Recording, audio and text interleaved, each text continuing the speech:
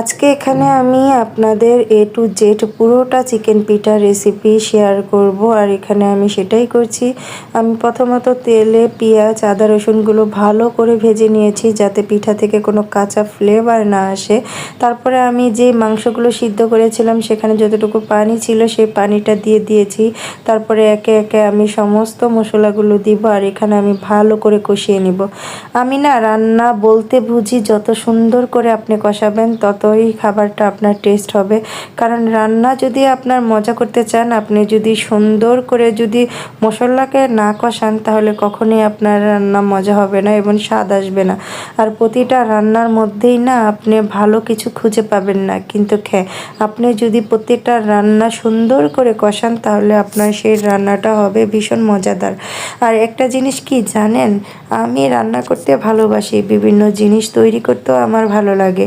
শুধু আমি না, আমার মনে হয় আমার মতো অনেক আপু আছে যারা আমাদেরকে শুধু কয়েকটা জিনিস দিলেই সেই জিনিসগুলো থেকে আমরা সুন্দর সুন্দর খাবারের আইটেম আপনাদের জন্য তৈরি করে দিতে পারবো। কারণ আমরা মেয়ে মানুষের আসলে অনেক গুণ আছে।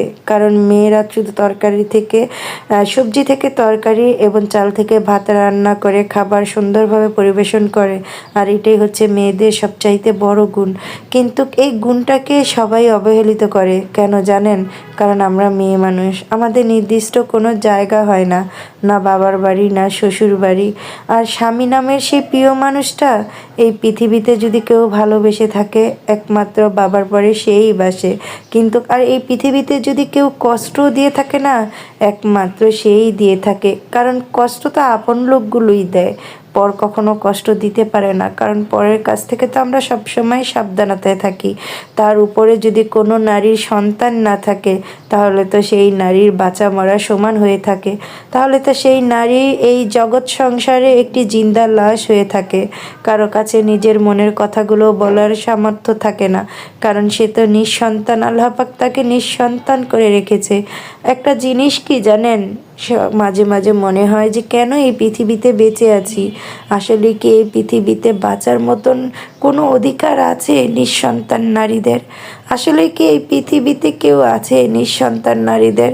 প্রিয় মানুষটি সব সময় মানসিকভাবে টর্চার, আত্মীয় স্বজন সবাই মানসিকভাবে কথা শোনাবে, সবাই সব দিক থেকে আঘাত করার জন্য প্রস্তুত নিয়ে থাকবে। কি করবো কিছুই বুঝতে পারছি না, শুধু ভাবি যে ধৈর্য ধরে আছি, হয়তো একদিন সব ঠিক হয়ে যাবে। কিন্তু সব কি আজও ঠিক হবে, না আমার লাশ পড়বে সেটাই চিন্তা করছি। জানি না সব ঠিক হবে না নিজের লাশটাই পড়ে যাবে।